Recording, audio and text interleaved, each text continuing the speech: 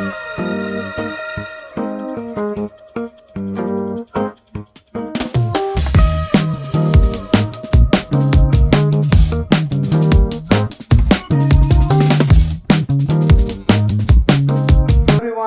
welcome to another podcast from Hearty Vines, where our heart says it all. As I always say, we are committed to bring you valuable insights on health, lifestyle, and wellness with target to bring positive impact to our lives. There are many instances in our life when we seek advice on our career and issues pertaining to our mindset and lifestyle. And this is where career and life coach comes handy. Please welcome with us tonight Abhijit Kulkarni. He's an award-winning career and life coach. He's a founder of Exuberant Coaching International operating from Australia.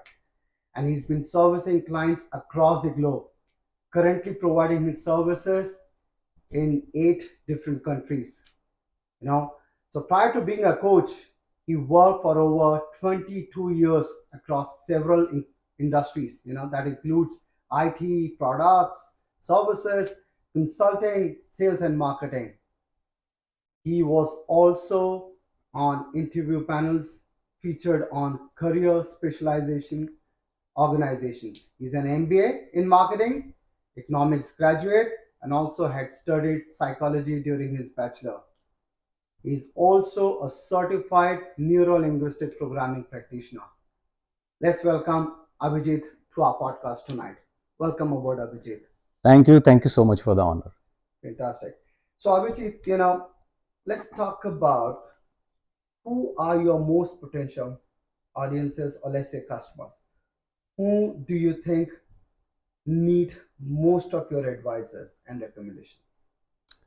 Okay. I think, any working dad or mom Mhm. would probably connect with me more Mhm. because I understand that those are the kind of people who are undergoing, massive work-life balance related challenges Mhm. or overwhelm.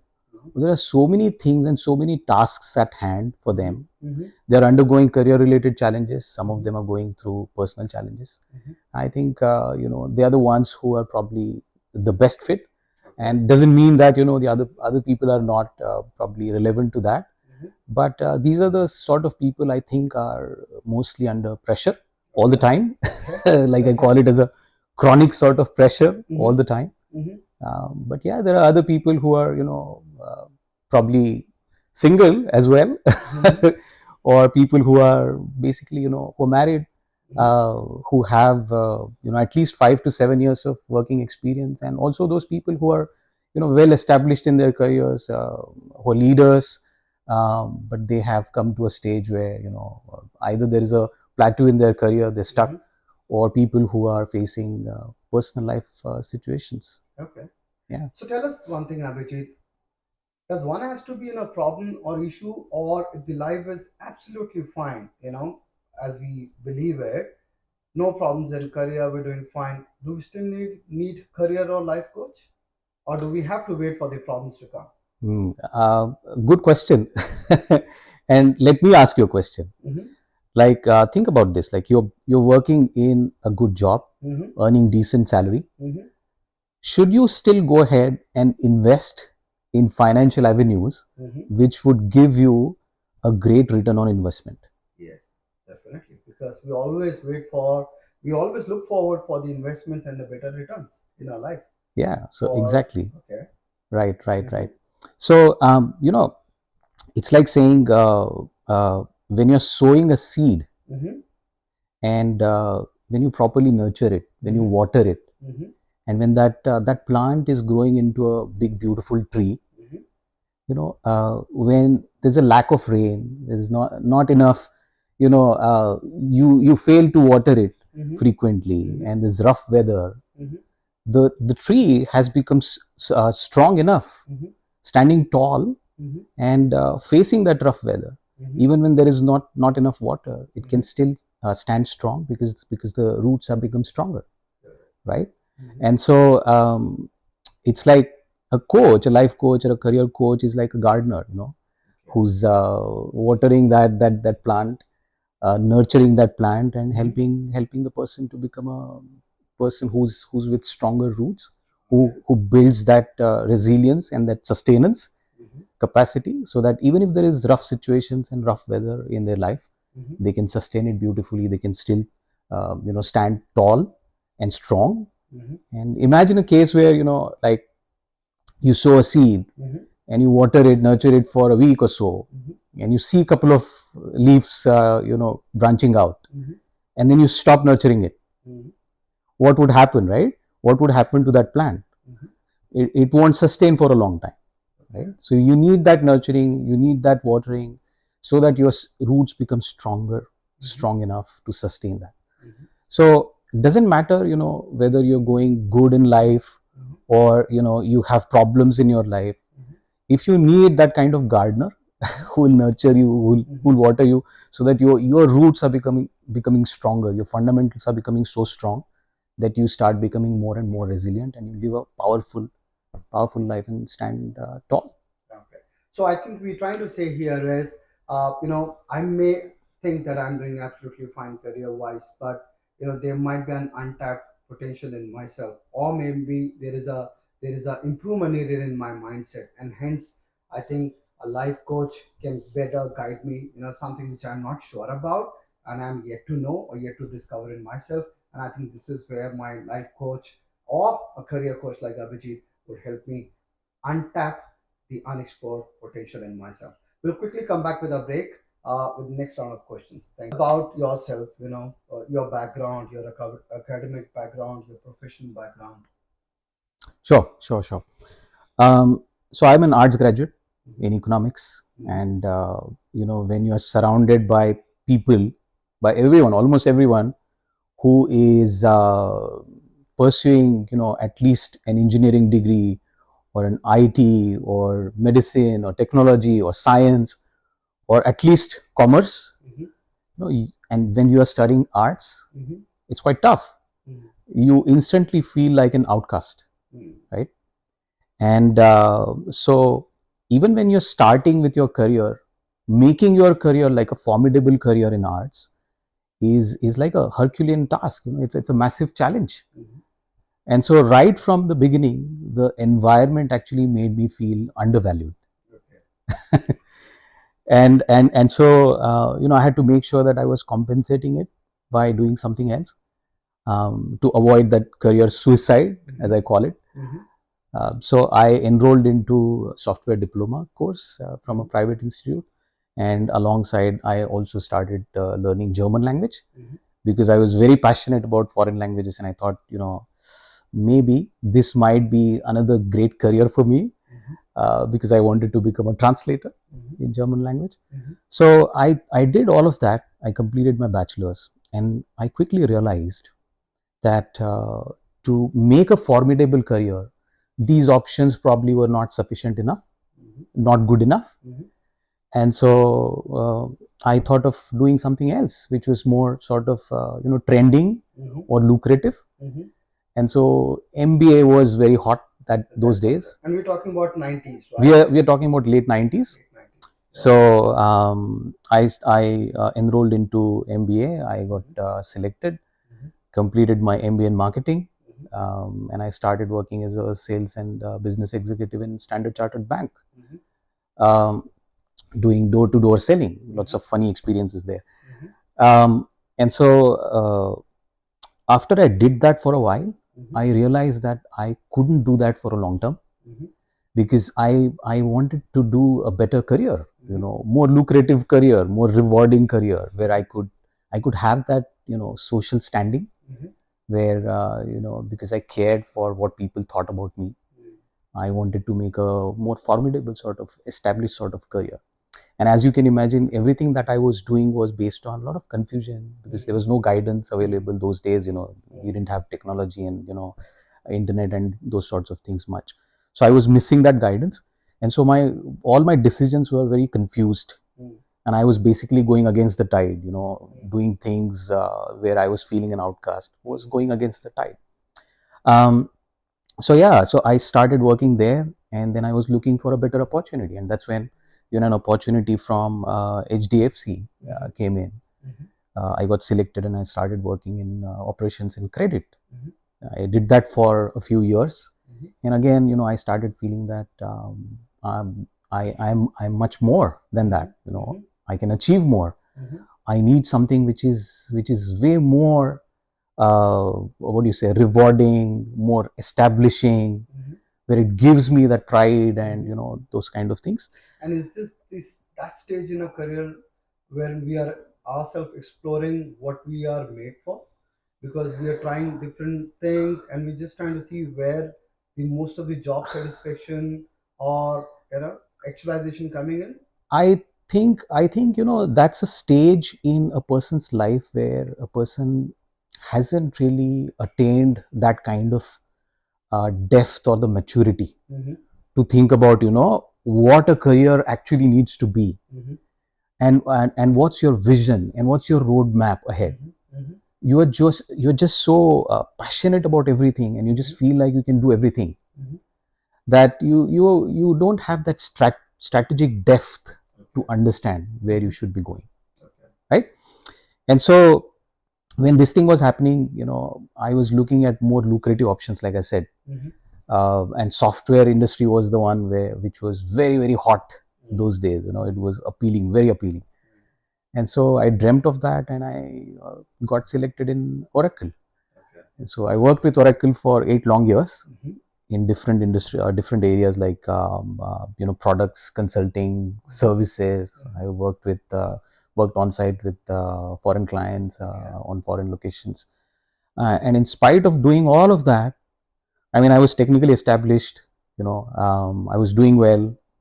I worked in senior positions also, but then I realized that there was still something missing. Or there was a void. Mm-hmm. I realized that I could do more. I could achieve even more, Mm-hmm. and I was looking for more connection, more, even work-life balance, Mm-hmm. Mm-hmm. and better work culture, Mm-hmm. and where I could use my potential even more. Mm-hmm. And so I was again looking for options, Mm-hmm. and that's when I thought of going to Australia Mm-hmm. on a PR. Mm-hmm. I think that was probably one of the best overall packages considering other countries. Mm-hmm. And I so applied for PR, got the PR, landed in Australia, Mm-hmm. and I started working with software companies. And And which year are we talking about, Abhishek? we are talking about talking in 2013, Okay. early 2013. Mm-hmm. And so I worked in fintech, edtech, Mm-hmm. leasing, Mm-hmm. and so on. Mm-hmm. All these sorts of industries. So I worked in Australia for a few years since 2013, Mm-hmm. until 2000, late 2019. Okay. So Okay. a span of about 22 years in different sorts of industries, including sales and marketing, credit and operations, banking and finance, So, IT products and services and consulting. so what made you transition to become a life or a career coach? Good question. Good question. So, like I said, technically I was established. Mm-hmm. I was doing well. Mm-hmm. There was really no reason to rock the boat as such. But like I said, the connection was missing. I Mm-hmm. was not able to identify myself Mm-hmm.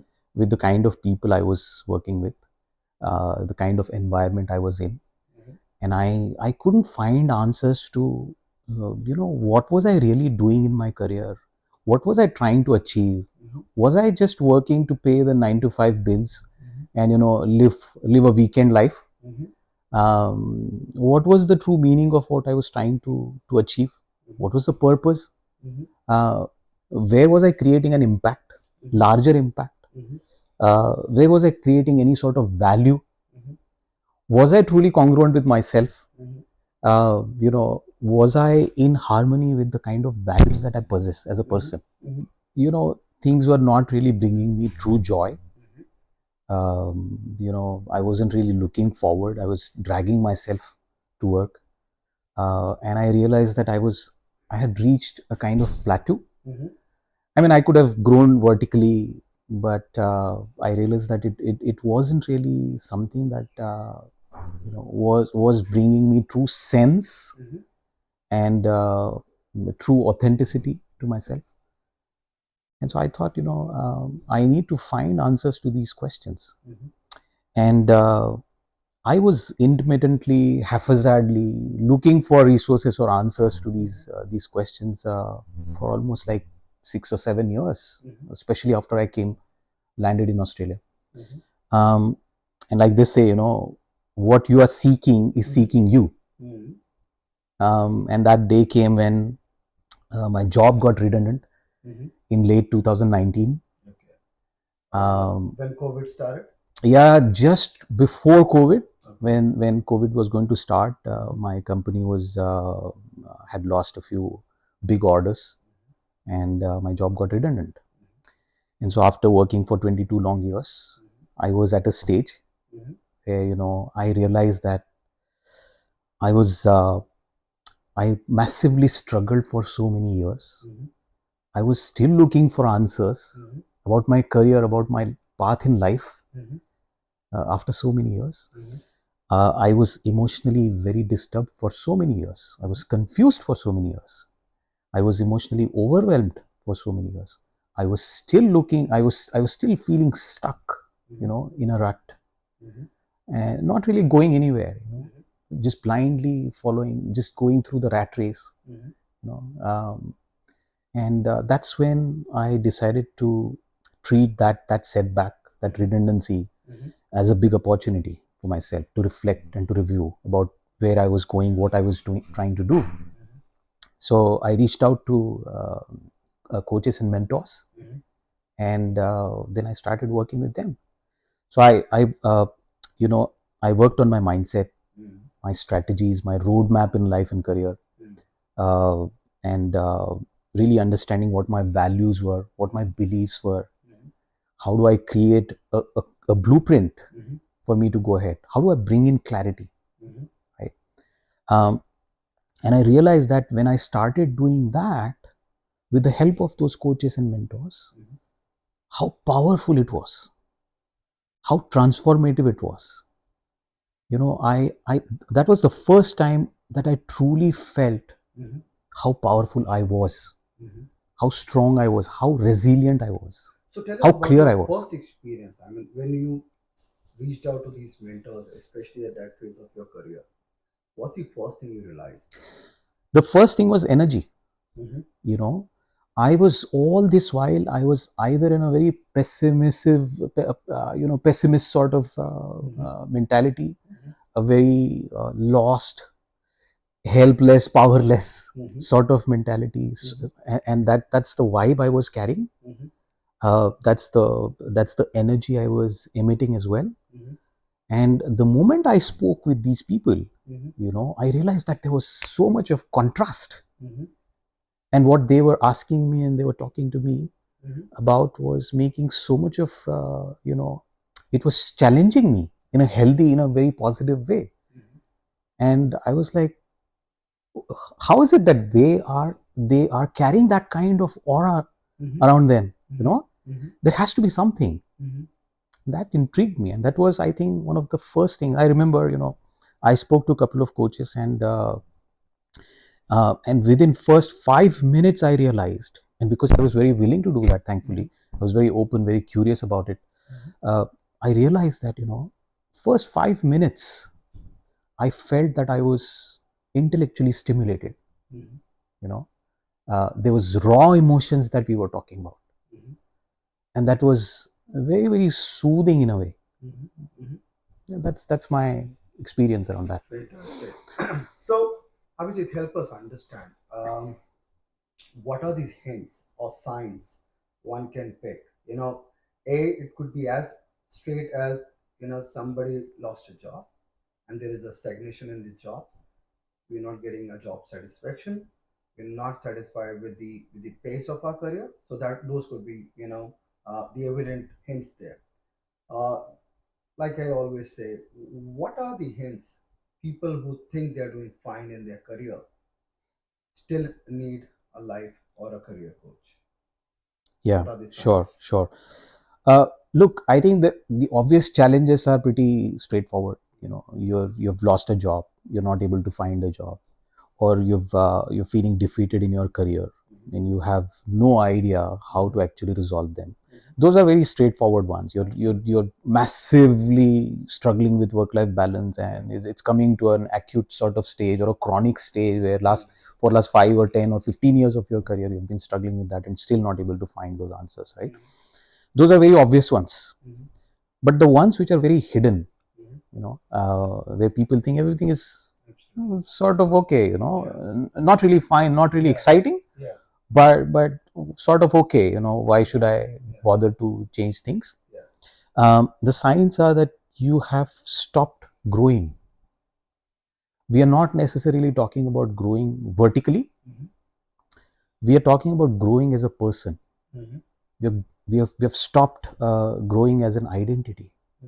We are not learning anything as a person, as a human being, as a professional as well, because once you reach to a particular stage where you think you know everything, that's the end of the story. Actually, you're constantly learning, right? So that's one sign. Second sign is where you feel lost. You're feeling stuck in your career. You're stuck in the rut. You're again, like I said, work-life balance is missing, and it's not a acute sort of stage where something is majorly disrupted, but you feel that that's how life is. That's how you struggle.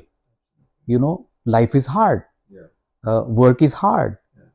You have to work from 7 o'clock or 8 o'clock till 7 p.m.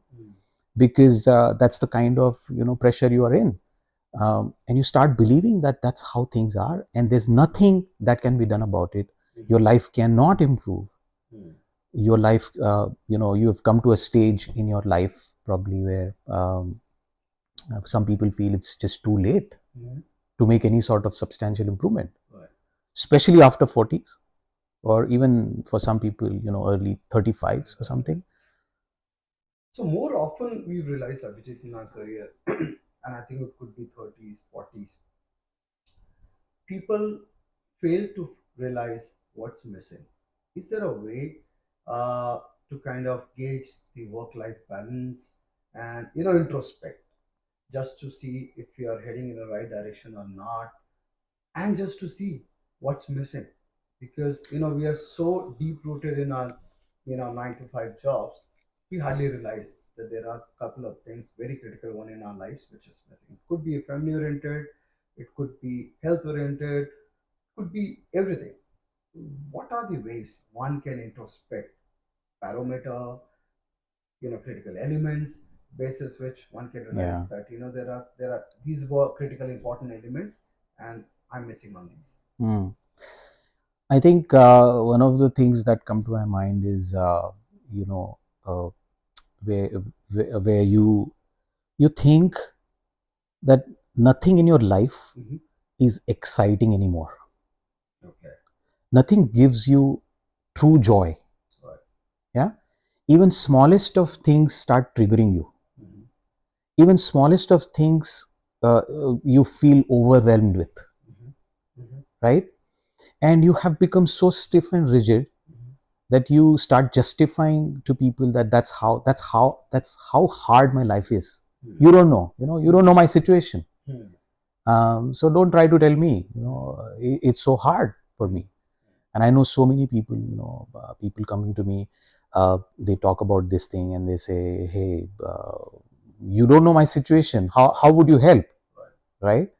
And I tell them that, we think that our situation is unique, but it's not. It's typically, every single being, human being is made of the same sort of emotions. Once you understand the fundamental behind it, what is missing, why it is missing, then you're able to, address that.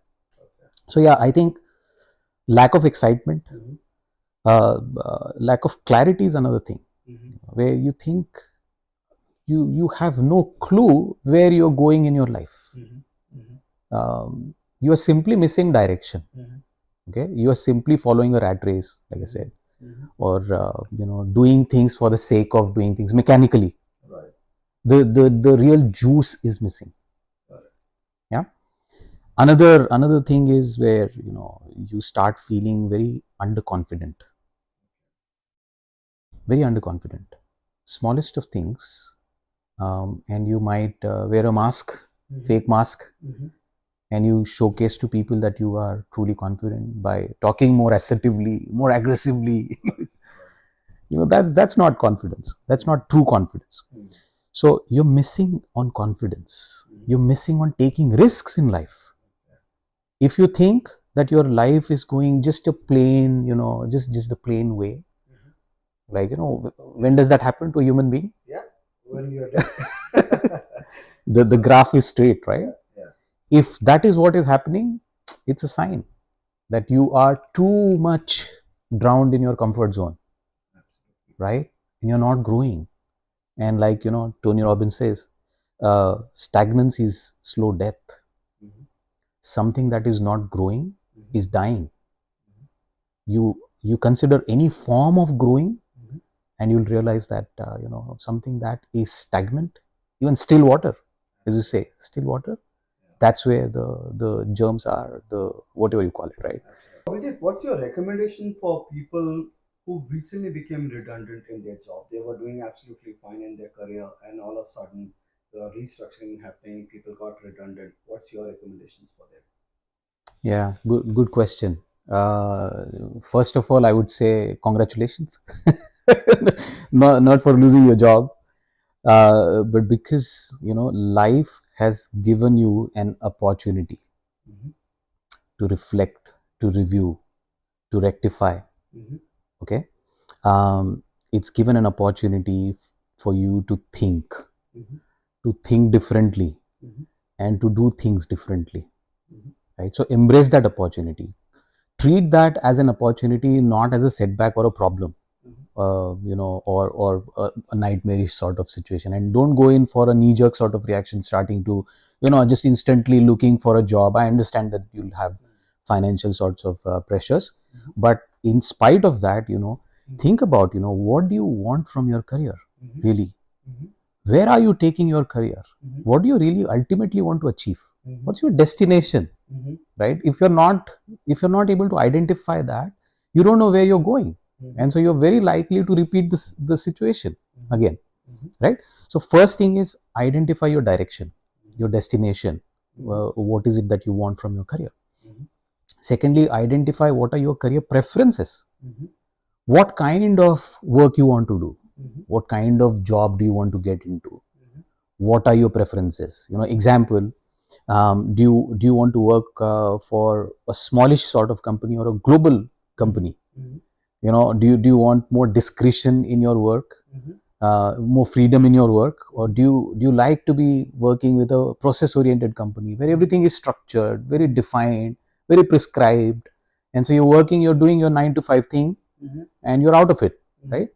Now you will find it very contradictory, or rather, very very different, because right now what is more concerning to you is to get a job rather than preferences. But I'm telling you, if you work strategically on your job search, then it works fantastically well, because you may not get this opportunity again. Right? And so this is an opportunity, so do that. Then followed by um, identifying where exactly do you have those kind of opportunities, or companies or employers that are in alignment with your career preferences, right? Once you identify that, like literally prepare a list of such companies. And now what you do is you start finding out where you stand in the market with respect to that. Let's say you're looking for a target sort of role. Check statistically where do you stand in the market. And one of the easiest things to do that is, just go for any job description for your target role, and check how many of the points mentioned in the job description you're matching against. If you're matching anywhere less than 7 or something, you're not a very strong sort of suitability there. And so skip that, move to somewhere where you're more suitable, sort of. And so do that, and then check where exactly you stand in the market. Like I said, check your market positioning. Then start building your career assets. Career assets are like your resume, your cover letter, your LinkedIn profile, and so on. Prepare a generic one first, and then you can always tweak that based on a specific job, so that you have one which is readily available. Don't wait for until you apply for a job and then start preparing a resume. Do that in advance.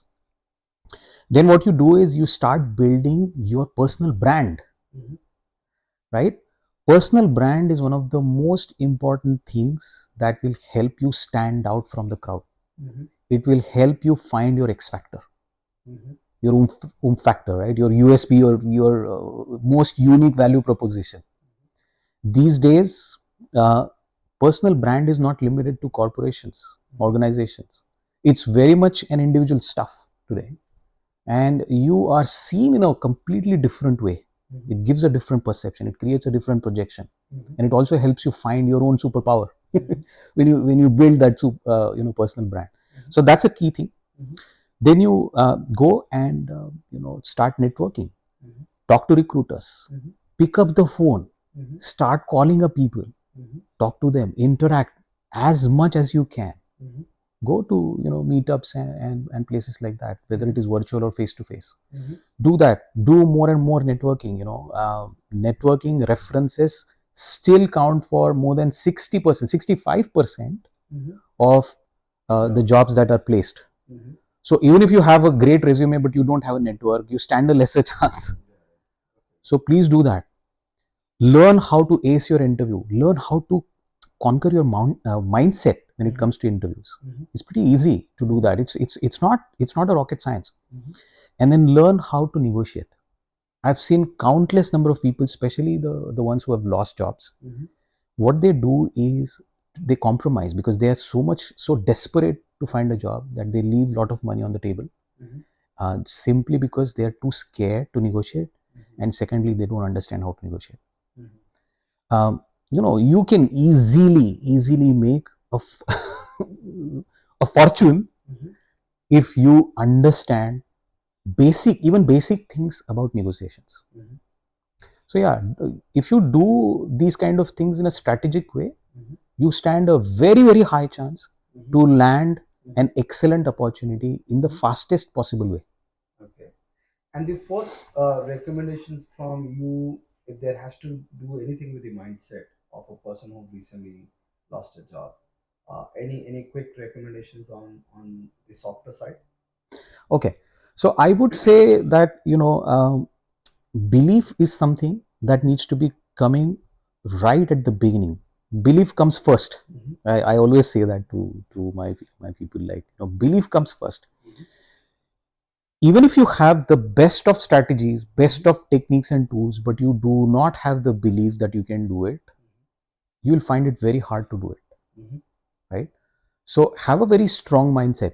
And I keep saying, if there is even one job vacancy available in the market, you stand a very high chance to land it. So don't get into the a group of friends or people who keep talking about how negative the situation is, the economy is doing bad, the job market is dull, and people get influenced and impacted because of that. They get into this negative zone where they start feeling, oh, that's the reality. I'm not saying it's not real, but if you are able to project your value, understand how you can benefit an employer, there is no reason why you cannot get a job. Okay. Even in a bad economy. Okay. So belief comes first. So I think it's more like we are not supposed to lose on our faith and belief. We should always believe that we can do it, and hence strategically look out for the jobs. Yeah. And I think it's also the time, like you said, finding a silver line in a dark cloud. We're just trying to introspect and see what we are made for, what our direction is. Yeah, when you have the belief, you realize that it's not just a silver lining, it's a silver cloud. Silver cloud itself. Thank you so much. We'll move to the another part of the section. Thank you so much, Abhijit, for taking us through the mindset. Anybody who's lost the job. Another area, which we keep coming across is your recommendations for people who recently migrated to Australia. We come across many people who've been doing fantastic in their career, 10 years plus, 20 years plus, and when they migrate to Australia, they have to start afresh. What's your recommendation for profiles like those?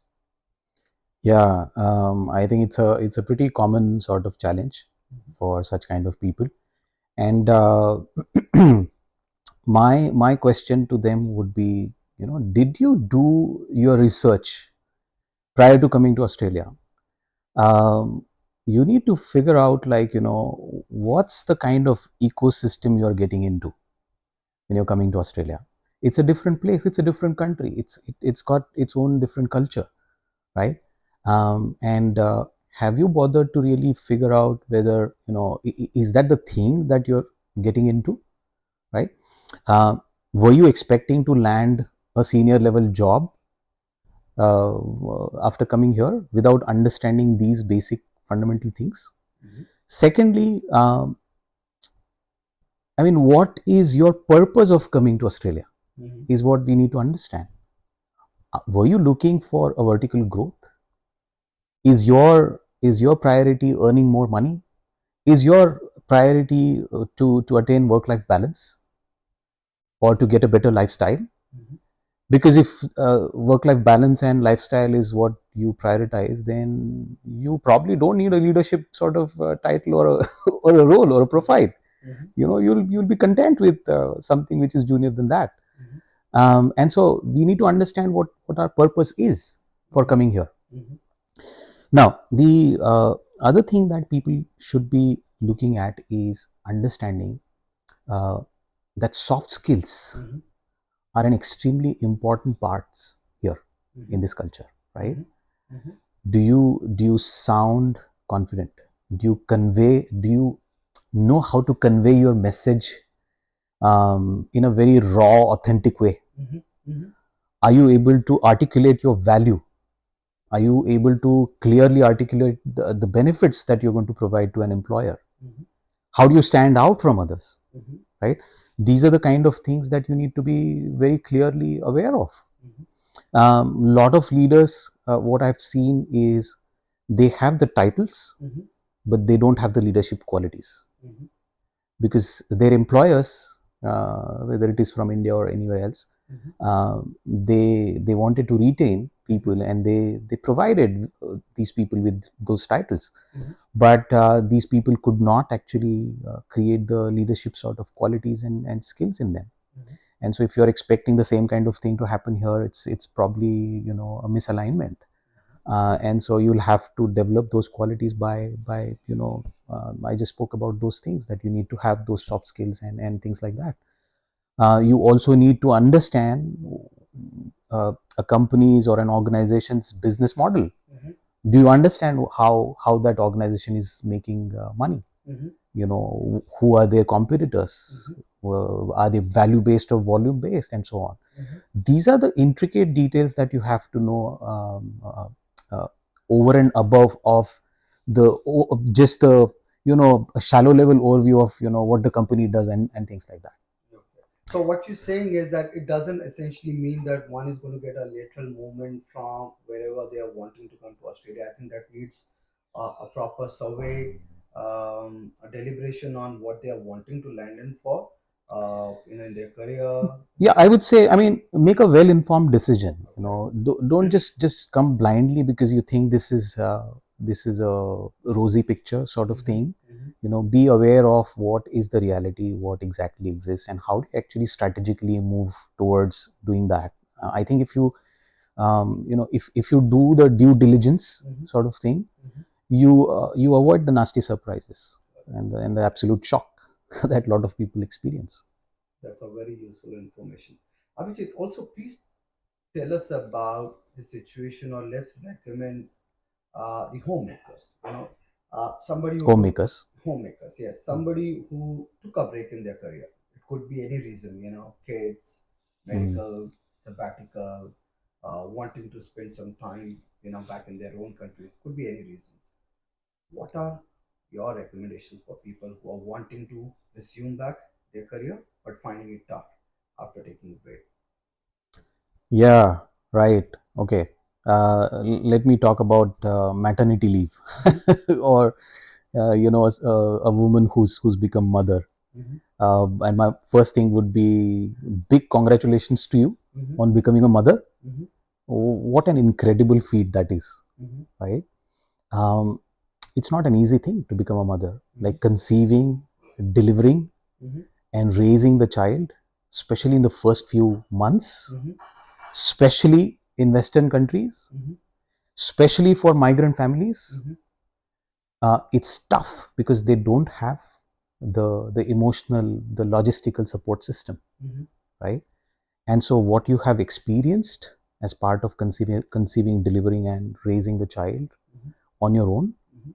is an incredible thing. You've already gone through so much of challenge Mhm.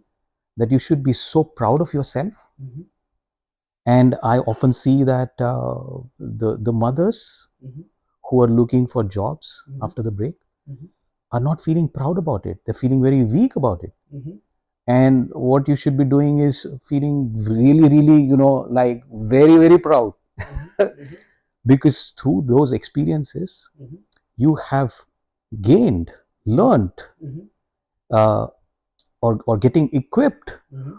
with incredible skills and qualities. Mhm. Like, you learn to become patient, Mhm. Mhm. you become more understanding, Right. right? You become very strong and resilient. Right. So I would say leverage on those qualities, those skills that you are now fully equipped with, right? Mhm. And assertively talk about them, Mhm. because even when you're going for a job, apart from very, very technical sort of jobs, Mhm. usually it's the attitude, Mhm. it's the soft skills, your how do you actually approach a problem, how do you Mhm. resolve it, Mhm. how do you find solutions, are Mhm. you a team player, Mhm. do you understand, are you contextual? Mhm. These are the kind of qualities that every employer would look for Mhm. in a candidate, in a Mhm. resource. Mhm. And so you as a mother, Mhm. now you have mastered those qualities. Mhm. So talk about them. Talk about them when you talk to a hirer in interviews or phone calls and stuff like that, and Mhm. be proud of them, those things. And so when you start talking like that, Mhm. you sound different. Mhm. You create a different perception, Mhm. and people can connect with you. Mhm. So use that as your superpower. Don't feel weak. Mhm. You should, your value has not diminished. It's not gone down. It's actually amplified. Mhm. So that's what I think mothers should realize. Mhm. Okay. And somebody who's taken a, let's say, a medical break, or any other reasons, sabbatical, and finding it tough, will the same logic apply to those people also? Yeah. So I would say, identify what are the kind of things that you did during the break. You know, Okay. was there something that you did to upskill yourself? Mhm. Was there something that you did to learn something? Mhm. Right? Were you devoted to doing something during that break? Explain that. Mhm. Taking a break in your career is not something that you should be ashamed of. Mhm. It's because you gave that as a priority in Mhm. your life, Mhm. and priorities in life change, Mhm. and people can understand that. I haven't seen somebody not getting a job because he had taken a break. Mhm. Mhm. It's only because he was not able to project himself properly. Okay. It's only because he was not able to convey his value, Mhm. convey the benefits he was trying to provide to an employer, that he was not shortlisted or he did not land that job. Mhm. So understand that your value determines whether you should be selected or not. Mhm.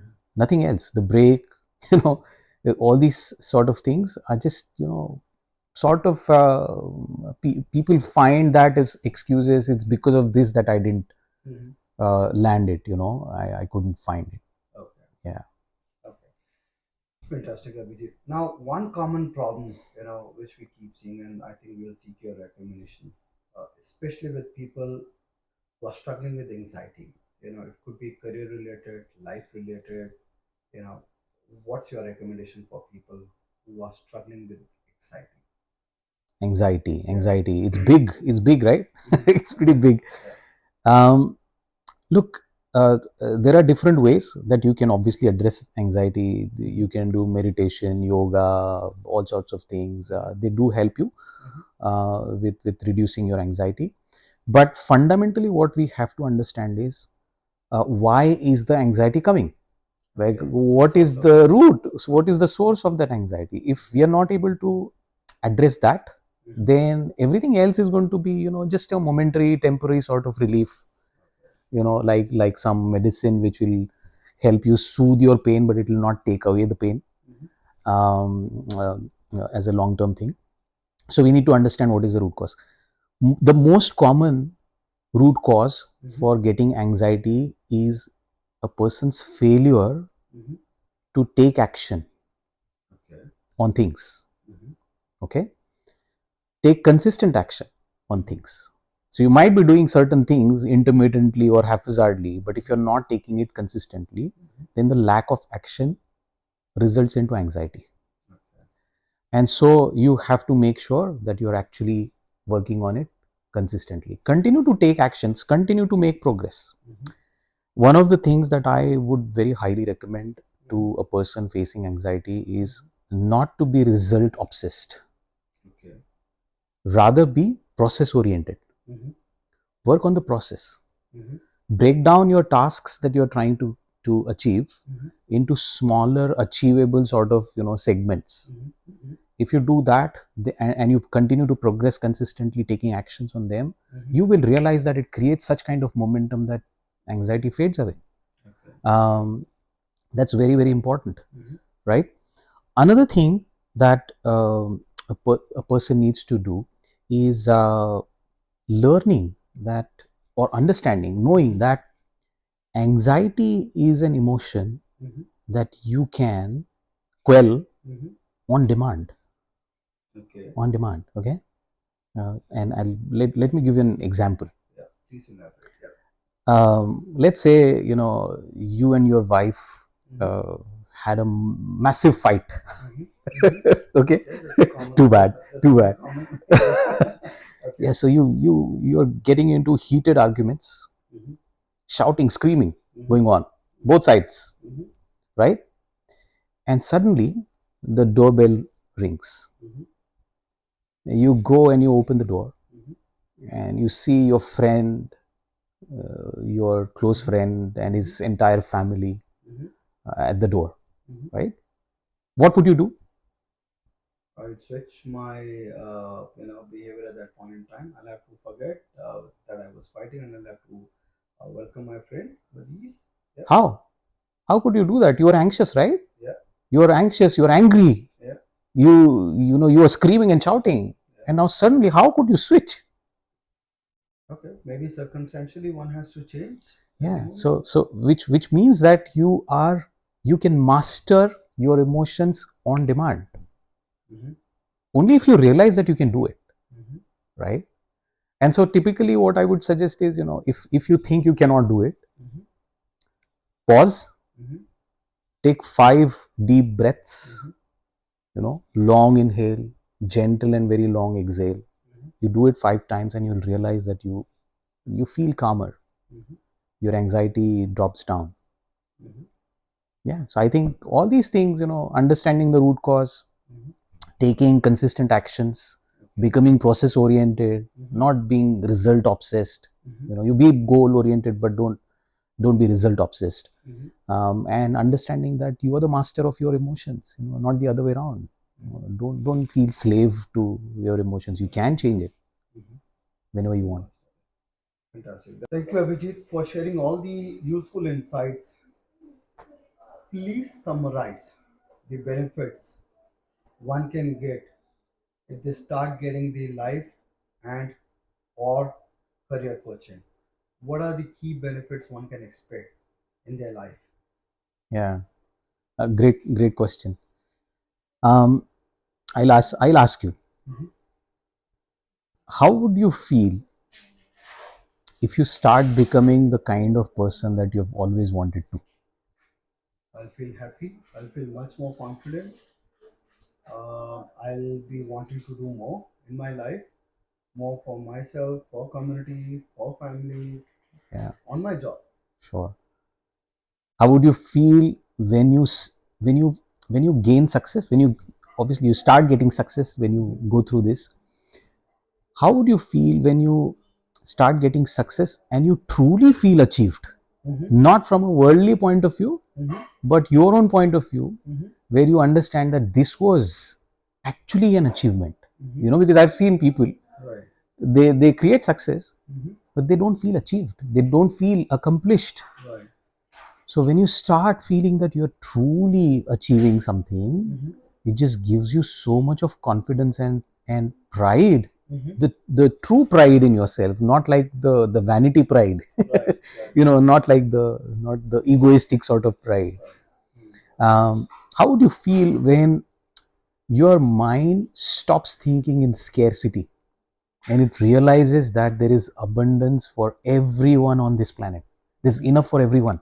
Mhm. How would you feel when when you come across challenges Mhm. or setbacks? Mhm. You love them, you embrace them, and you instantly understand that these are fantastic opportunities for me to grow Mhm. in life, Mhm. because this is going to make me stronger, it's going to Mhm. give me more insights, Mhm. and I'm growing as a person, as a more successful, more joyful person. How would you feel when you start feeling the Mhm. juices flowing in your body? Mhm. How would you feel inside your body when you are in harmony with between your actions and your words? Mhm. How would you feel when you feel truly 100% authentic, when you Mhm. have the raw confidence, not the showy confidence, Mhm. Mhm. not just the sounding confidence, Mhm. but you truly feel confident Confident. inside? Okay. How would you feel um, when you love taking risks? Mhm. You're not scared of them. Mhm. How would you feel when you face fear Mhm. and you realize that fear is a very normal thing Mhm. that you need to experience, Mhm. and in spite of the fear you Mhm. have the courage to face it and to overcome it Mhm. and to go through it? Mhm. How would you feel when you feel like a complete man Mhm. or a complete woman, like Mhm. the Raymond man? Mhm. So it's like a feeling being content, feeling being You peace. start feeling content, you start feeling peaceful. Mhm. When you get clarity in your career, in your life, Mhm. and you're achieving things, Mhm. you're constantly progressive in your life, Mhm. and you realize that there's a roadmap ahead. I Mhm. know where I'm supposed to go. Mhm. I'm under the best GPS, Mhm. Mhm. right, Mhm. which is going to guide me, Mhm. and it's constantly with me, Mhm. like my shadow. Mhm. It gives you a completely different sort of satisfaction, Mhm. and you start loving your life Mhm. more, your Okay. career more. Okay. You improve in your relationships, Mhm. you improve in relationships with other people, Mhm. you improve in relationship with yourself. Mhm. You can look inward and Mhm. feel Mhm. amazing about yourself. Fantastic.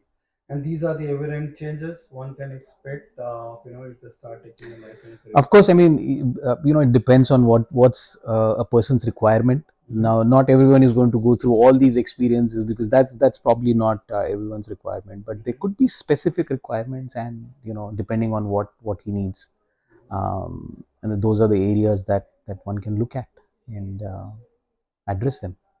Fantastic. So, your final word of advice for people who think they are doing fine, but they get anxious. For people they think they're doing absolutely good in their career, but at times there's an anger which is sprouting every now and then, or especially for the people who think they've been doing fine in their life and career, yet they feel insecure. They think uh, they are not in their comfort zone, or sometimes they think they are too much into their comfort zone. A very basic set of advice for people who do Hmm. not know what they are struggling with. I would say, immediately, like run and go to an expert guidance for an expert guidance. Mhm. Seek help. Mhm. Seeking help has become such a what do you say, a taboo Taboo. thing for a lot of people, Mhm. because of their false ego, Mhm. because of the vulnerability, because of the fear of being judged. Mhm. um, I want people to understand that, seeking help needs to be normalized. Mm-hmm. It's quite okay, Mm-hmm. right? And you don't know what you don't know until you actually know it. Mm-hmm. So only when you navigate under an expert guidance, and I wish I could have gotten that kind of guidance from a coach, a mentor, maybe 20 years back or 15 years back. But today is the time when everything is available at your fingertips. Mm-hmm. And if you don't seize that opportunity, don't seize that day, my friend, you have wasted such an invaluable thing in your life. Sure. You need to experience it, you need to live it to understand how it feels. Sure. So, what does Abhijit's heart says to their audience? If you would want to summarize in next 1 minute of advice from heart to heart to your audiences here. Yeah, belief comes first. I always say that. So believe in yourself. And another thing that I would say is, if you haven't achieved something that you wanted to, be ready to do something that you've never done, right? And as my tagline says, uh, Abhijit Kulkarni, you can do this. I very very authentically tell you that you can do this. You just have to believe it and go for that. That thing that you think is impossible for you. Like, set higher standards for yourself. You can do it. Just achieve it. Sure. Thank you so much, Abhijit, for sharing your insights and your experiences with our audiences today.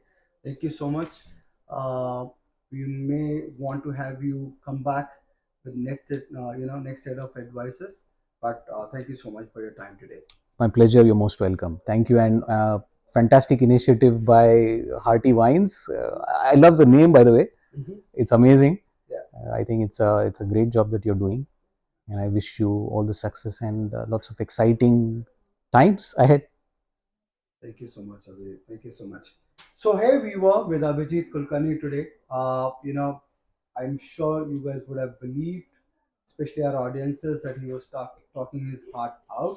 And this is what our intent is, to bring you the insights from our heart, what really matters to your heart.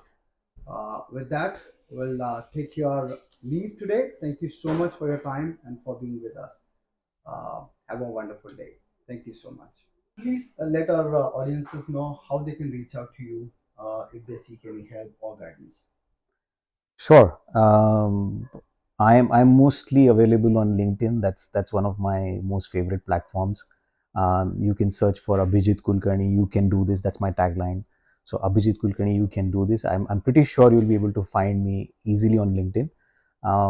So that's where you can reach me. You can just send me a message. I'm pretty friendly. I don't bite. You can also find me on Facebook. Again with the same tagline. Um, my business is legally registered in Australia with the name of Exuberant Coaching International. That's also something that you can find more details about. And yeah, just you can even Google me. I'm pretty sure you'll find me on Google. Abhijit Kulkarni, you can do this. It's pretty straightforward. Thank you so much, Abhijit. So, audiences, do not wait for any moment. If there are any doubts, any questions, the person to reach out. Please leverage most of them. Thank you Thank so you. much, Abhijit. Thank you.